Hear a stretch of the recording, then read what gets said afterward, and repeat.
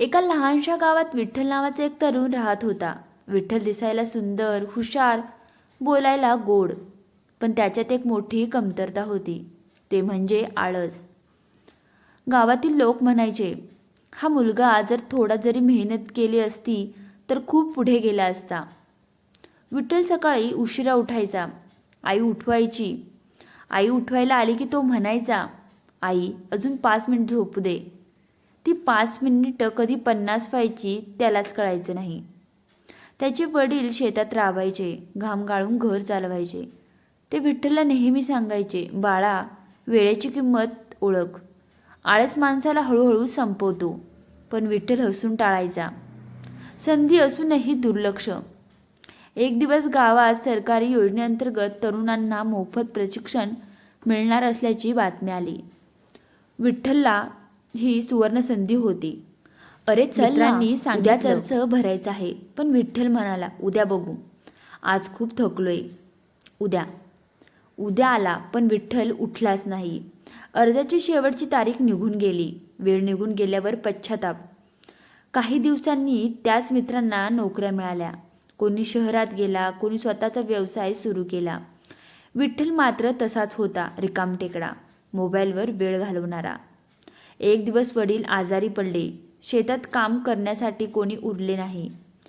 घराची जबाबदारी अचानक विठ्ठलवर आली. पहिल्यांदाच त्याला जाणवलं, आळस म्हणजे फक्त झोप नाही, तो आयुष्य मागे टाकणारा शत्रू आहे. त्या रात्री विठ्ठल झोपू शकला नाही. त्याच्या डोळ्यांसमोर वडिलांचा थकलेला चेहरा होता.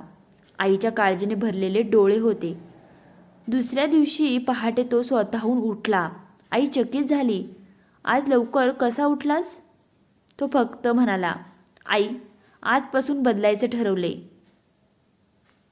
तो शेतात जाऊ लागला. मेहनत करू लागला. सुरुवातीला शरीर दुखायचं, मन कंटाळायचं, पण तो थांबला नाही. मेहनतीचं फळ हळूहळू शेत सुधारलं.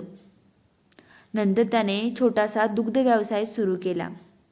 काम करताना त्याला कळलं, मेहनत सुरुवातीला कठीण असते, पण आळस शेवटी आयुष्य कठीण करतो. काही वर्षांत विठ्ठल गावात एक आदर्श तरुण म्हणून ओळखला जाऊ लागला.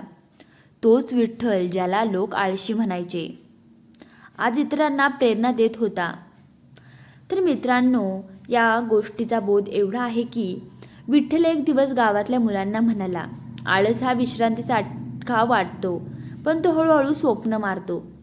वेळ असताना उठलात तर आयुष्य उभं राहतं, नाहीतर आयुष्य उभं राहून आपल्याकडे पाहत राहतं आणि आपण बसलेलोच असतो. तर मित्रांनो, या गोष्टीचा बोध असा आहे की आळस हा माणसाचा सर्वात शांत पण घातक शत्रू आहे. मेहनत आज केली तर आयुष्य उद्या सोपं होतं. तर मी आशा करते की ही छोटीशी तुम्हाला बोधकथा आवडली असेल. जर आवडली असेल तर नक्की व्हिडिओला लाईक करा. ही कथा जास्तीत जास्त लोकांपर्यंत शेअर करा, त्यांच्यात काही सुधारणा होतील. आणि जास्तीत जास्त लोकांपर्यंत हा व्हिडिओ नक्कीच शेअर करा. आणि तुम्ही चॅनलवर नवीन असाल, चॅनलला सबस्क्राईब केलं नसेल तर नक्की चॅनलला सबस्क्राईब करा. आणि कमेंट बॉक्समध्ये ही स्टोरी तुम्हाला कशी वाटली ते नक्की मला कळवा. आणि तुम्हाला कोणत्या प्रकारच्या स्टोरी ऐकायला आवडतील, कोणती स्टोरी तुम्हाला ऐकायची आहे, तसे कमेंट बॉक्समध्ये मला नक्की सजेस्ट करा. मी त्या प्रकारची स्टोरी तुम्हाला नक्की सांगण्याचा प्रयत्न करीन. आणि हा व्हिडिओ शेवटपर्यंत पाहिल्याबद्दल मी तुमचे सर्वांचे आभार.